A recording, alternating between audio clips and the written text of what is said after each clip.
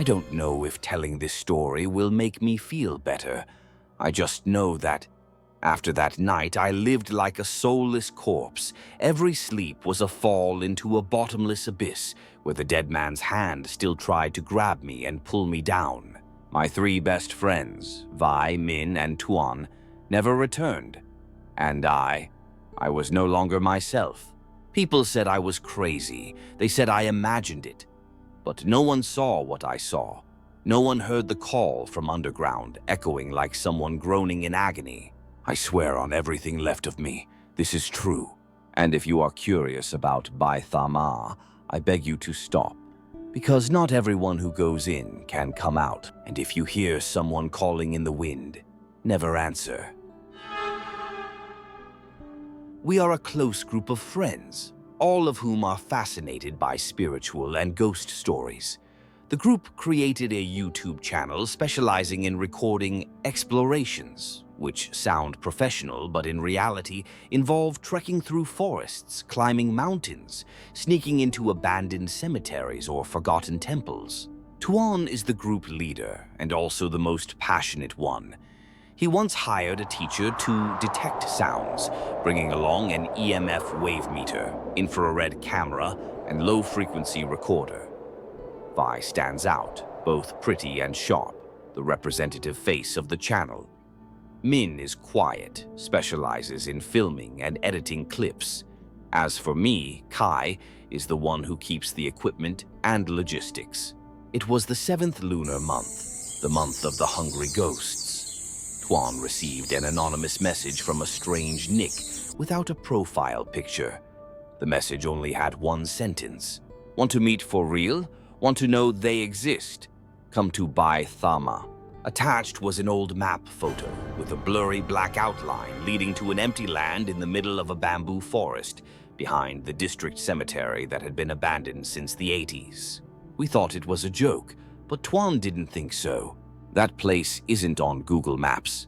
It's right at the spiritual hour of the ghost month. If we go there at midnight, there will definitely be something to film. Who knows, it might be a breakthrough clip. I felt a chill down my spine. A nameless, uninhabited place in the forest at midnight of the ghost month. But after being pressed for a long time, I reluctantly nodded. We prepared for a week. Flashlights, cameras, magnetometers, water, walkie-talkies, and even a peace amulet that my mother forced us to bring. That night at 10:30, the whole group gathered at the beginning of the abandoned cemetery, where the trip began. I will always remember the feeling when I stepped through that rusty cemetery gate. Not the wind, not the cold, but a feeling of being stared at from all sides. Tuan smiled and said, "Say hello to the guys down there, I'm just visiting." I bowed my head slightly, but my ears were still ringing from the murmuring. No one said anything, but I heard it, like hundreds of whispers. "Don't come in." We walked deeper into the old cemetery. Each step on the dry leaves made a dry sound like the sound of breaking bones. The wind blew through the rotten tombstones, sounding like a muffled groan in the throat. No one said anything more, not even Tuan, who always seemed excited. The path leading to Bai Thama was marked by a row of old bamboo, broken and stacked like dry arms trying to block our way through. The map on the phone vibrated and then died even though the battery was full. The phone signal was gone. It felt like something had just blocked the exit behind. "I can't go back anymore," Vi muttered. She held my hand tightly, cold as if it had been dipped in ice water. We walked through the bamboo gate. The space beyond was pitch black, hazy like a layer of black mist clinging to the skin. Underfoot was damp, soft soil as if it had just been dug up, and in some places it was even sunken as if something had just been buried. The EMF meter beeped softly and then froze. On the left was a crooked grave. The incense stick on the grave still had smoke, even though this place had been abandoned for decades. "Who is burning incense?" Min's voice trembled. The camera in his hand also started to shake slightly. "Did someone come here before us?" Tuan pretended to be calm, but I saw his hand twitch. Right then, I heard a light scratching sound under my feet. Not hard, just rustling, rustling, like something was trying to rise up from the ground. I bent down. Just a few steps away from the grave, a finger stuck out of the ground, covered in black dirt, the fingernails purple, straining, like it was about to pull out the roots. I screamed. Vi fell backwards. Tuan leaned forward and shined his flashlight. There was nothing. The ground was bare. There were no traces except our footprints. But I knew I wasn't imagining it. I saw that finger move. We picked up the pace. No one dared to say another word. The air was so stifling that I felt like I was breathing in the ashes of the dead. Beneath my feet, the earth was still breathing. I could feel it vibrating slightly, like blood vessels. By the time the clock read 12:07 a.m., the exact hour of the day, it was raining lightly, even though the sky had been completely clear. The rain didn't fall from the clouds. It fell from the middle of the dark space, dotted with drops of slimy, fishy blood sticking to Min's camera lens. The EMF machine was beeping loudly. The red light was flashing continuously. "Something is coming," Min said shakily, his eyes never leaving the screen. Then, Tuan's flashlight suddenly flashed. The light shone directly on a figure standing between two graves. Tall, thin, head slightly bowed, but there was no face. Where the face was a black void, like the mouth of a deep well, swallowing all light. I froze. Tuan screamed. The lamp fell from his hand. But when the group looked again, there was nothing. Our eyes are hallucinating. It must be. Tuan gritted his teeth, trying to force himself to stay awake. No, it's not a hallucination. I whispered, yea, I could still hear it, breathing. A long, wheezing, dragging sigh as if it had a broken throat. We continued on, not because we were brave, but because we couldn't turn back.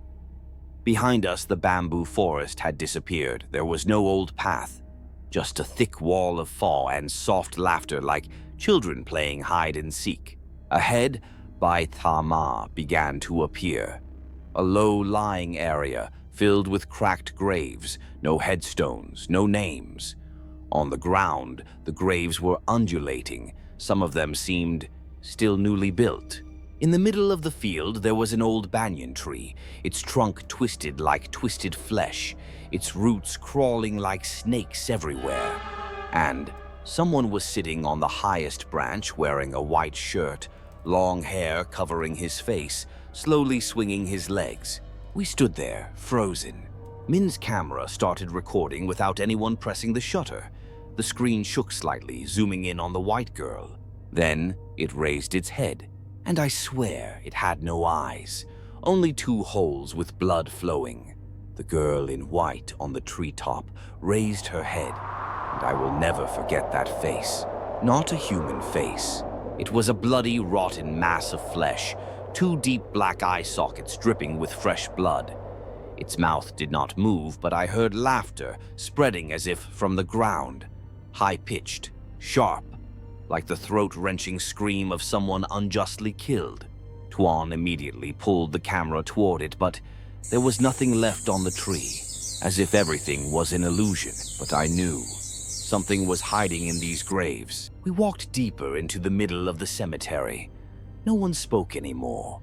Every step on the soft, damp ground made me feel like I was stepping on someone's skin. In some places, the ground seemed to swell and move, as if something was breathing underneath, slowly but surely. I felt it shaking, like something was stepping underneath. Vi whispered, clinging to my hand.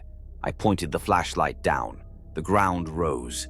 A small crack appeared in the middle of the grave, then slowly split open, making a cracking sound like broken bones. "Run!" A strange voice rang out close to my ear, even though the group was standing far apart. I turned around. No one was standing close. I started to panic. Then suddenly Min, the one holding the camera, shouted, "You guys, look at this!" The camera screen showed us standing, but behind there was a figure wearing a coffin, his face unclear, standing right between the two graves, pointing at us. Tuan grabbed the camera, but when he turned in that direction, he saw nothing. Min stammered. "It doesn't appear in real life. It only appears on the camera, and it seems like it's getting closer and closer." We panned back and forth, and just as Min said, the shadow was slowly approaching, slowly, one step at a time. I felt the cold air rush straight into my chest. A smell rose up, the stench of a rotting rat mixed with the smell of ashes and dried blood. "Back off, you guys, back off!" Tuan shouted, still holding the camera. But then something horrifying happened. One of the graves in front of us exploded from the inside, the dirt flying everywhere. A human arm reached up, skinless, just blood vessels and slime, grabbed the edge of the grave, then dragged a rotting body out. Vi screamed. I froze. The body had no nose. Its eyes were gone, but its mouth was still moving. It wasn't talking. It was moaning. "Lend me your body." The moan was like a whistling wind, tearing at my mind. The ground began to shake violently. The graves swelled up, cracking one by one, like traps ready to swallow the living. "Run, damn it, run!" Tuan shouted, pulling Min's hand and pulling Vi. I tried to drag myself along, but the dirt under my feet seemed to stick to the soles of my shoes. I fell. Someone's hand, cold, slimy, grabbed my ankle from under the grave, pulling hard. "No, no!" I screamed in despair. Tuan turned around, threw the camera cord around me, and pulled me out of the newly opened hole. I clearly felt many other hands rising up around us, wrinkled skin, long nails tearing my coat. Finally, we escaped the circle of graves, but Min was no longer beside us. "Where is Min?" Vi whispered. We turned around to look for him, but where he had just stood was only a deep pit filled with blood, with the camera lying next to it, the screen still spinning, showing the last frame. Min's face was pulled down, and behind it, a tall black shadow was reaching out to touch the lens. I was shaking. "We have to get out of here, now!" I screamed. "There's no way out.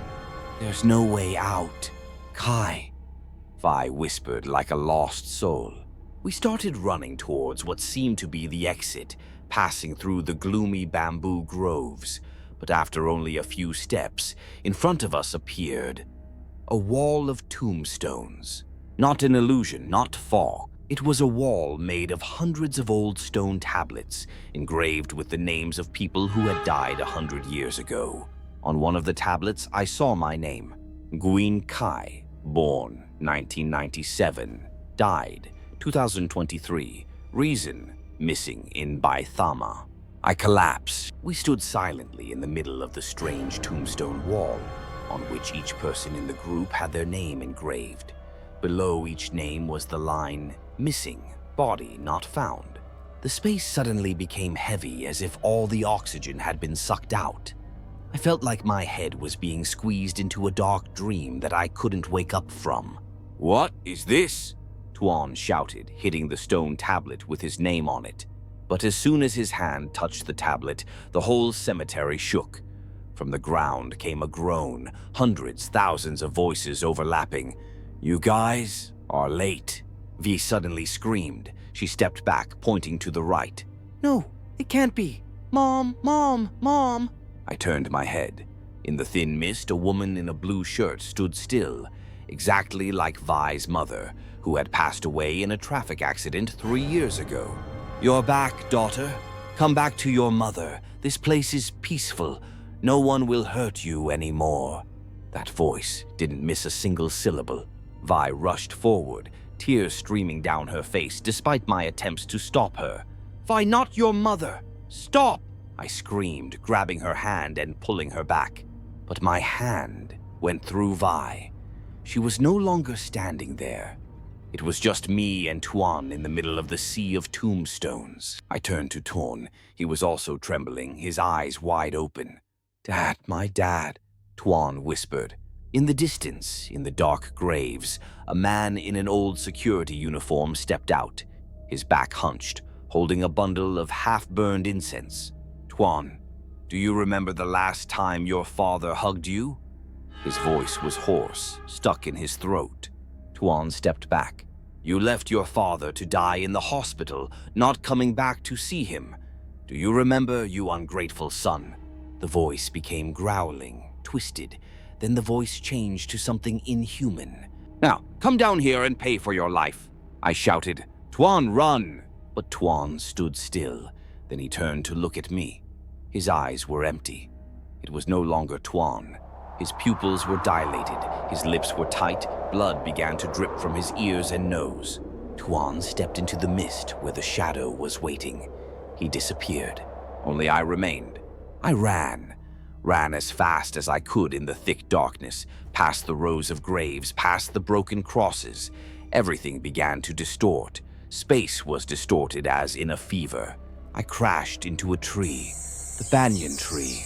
The same banyan tree. Even though I had run hundreds of steps away, it was still there. The tree trunk was now covered with black hair. The roots crawled up like strangling pythons. On the highest branch, a corpse hung by a rope. The corpse turned to face me. It was me. "You're dead, Kai," the corpse whispered, not opening its mouth, but I heard it clearly in my head. I screamed, frantically scratching my face to wake up, to prove that I was still alive. But laughter, crying, and soul calls still echoed from all around. Nameless souls crawled out from the ground without eyes, without mouths, but breathing heavily like mad dogs crawling after me. Then suddenly, everything stopped. Silence. A female voice rang out, deep cold as the water of an ancient well. "Why did you come here? This place is not for the living," and I turned my head. A woman in a white ao dye, her long hair covering her face, stood in the middle of the row of graves. In her hand she held a piece of bloody skin on which was scrawled, "Whoever enters here will pay with his or her own body." I stepped back. I just came to film, I don't know." She slowly raised her head. Her face was a patchwork of many other faces. The skin, each joint rough as if sewn with black thread. "You came to look. Then I'll let you look. You came to film. Then I'll let you film. But no one can leave here until you pay with your life." She waved her hand. The ground exploded.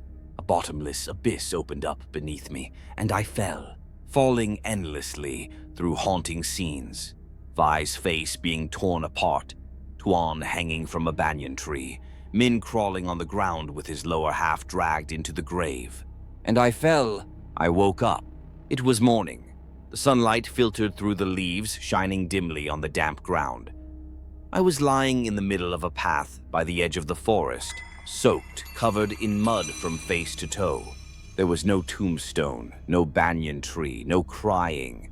Everything disappeared as if it had never existed. I jumped up, looked around, called each person's name. "Tuan Vai Min." No one answered. My phone was still in my pocket, but there was no signal, and the entire video from last night was gone. There was only one clip, the last few seconds, recording my face distorted in the dim light, my mouth screaming silently. Behind me was the shadow of someone standing close to my back. I gagged. My legs were swollen. My back was covered in scratches, as if I had been dragged along the ground. My right hand had a tooth mark, a small but deep bite, like a child's. I walked like a sleepwalker for hours, until I met an old man fishing on the edge of the rice field. "Where did you come from?" he asked, his eyes widening when he saw me. I told him part of the story, hiding the unbelievable details. He didn't laugh. He didn't doubt. "You got lost, and you're lucky to be able to get out. For decades, no one has left that graveyard." I stammered. "What is graveyard, uncle?" "There's no road, no way back. It's a gathering place for the souls of those who were buried nameless, without anyone to burn incense." I heard that in the past there was an entire village that was unjustly executed, and the people were buried alive there. On windy nights, people could hear the sound of crying in the ground. I froze. Has anyone ever returned besides me? He shook his head. Some people lost their bodies. Some went back, crazy. Some came back after one night, kept laughing, then bit their tongue and died. Some wrote their names in blood all over the wall and hung themselves. No one is normal after getting lost in there. I was silent. A few weeks later, the police were informed of our group's disappearance. Vi, Min, and Tuan's families all went to the police station to report the case. I didn't say much. I just said that I was lost in the forest and couldn't remember anything. They couldn't find any trace of the other 3 people, except for the broken camera lying near the old banyan tree. What made me most uneasy was that the police brought the camera for me to identify. When I opened the memory card, there was only one video that was intact. I watched it again. It was the scene of me, standing alone in the middle of the cemetery, holding the camera, laughing like a lunatic. All around were hundreds of open graves, and in each grave were the faces of acquaintances, friends, family, teachers, screaming silently. I stood there, still smiling. At the end of the clip, a black hand rested on my shoulder from behind, and the video ended. A month later, I moved. Every night, I heard a knock on the door at 2:15 a.m., the exact time the camera last recorded. I didn't dare open it. Under the door, there was usually a small piece of paper written in unclear handwriting with the words, "Lend me your body." I started to hallucinate. At first, it was just shadows looming down the hallway, someone moaning behind the curtains, the strong smell of incense even though there was no altar in my room. Then I saw Vi sitting at the foot of the bed every night, not speaking, not moving, just sitting there, eyes wide open. One time, I mustered up the courage to turn on the light. There was no one. But at the foot of the bed, there was still a wet mud print with the shape of a small foot. I went to see a shaman. The shaman looked at me for a long time and said, "You brought something back from the place of death, but it wasn't a thing. It was a shadow. It was it." I trembled. Who? It wasn't anyone. It was many, nameless, formless things, and one of them was the master of the place you entered. The doorkeeper. I remembered the woman in the white owl dye, her face made from many different layers of skin, her voice echoing from the bottom of a well. If you want to live on, you have to pay the price. You have to pay for those who have no bodies to atone for their sins. I asked, "What mistake? I was just curious. I just went to film." The teacher looked at me, not smiling. "Curiosity about the devil. That's the biggest mistake." Day 60 after returning, I received an anonymous letter. It contained a photo of our group taken the day before the trip, but there was something strange. There was a 5th person in the photo, a girl in a white shirt standing behind Vi. Her long hair covered her face. I had never seen her before. There was no one like her in the group. I turned the photo over. There was a line written in red ink. "Your group is short of people. I will take your place." I panicked. I went online to look for old information about the land we had passed through, and I found it. The article from 1987, headline, "Mass grave of more than 70 people discovered in a wrongful conviction case in the 1940s, in the middle of a wild forest near Tanlin Commune." Attached to the article was a black and white photo of the excavated remains. In the middle of that mass was a skeleton hanging from a tree branch. The rope had rotted, but the figure was exactly like the girl in white I met that night. Day 77 after returning, I woke up in the middle of the night. On the wall of my bedroom, someone had written in blood, "No one leaves, Baithama." I heard someone whispering close to my ear, "Do you think you've made it out?"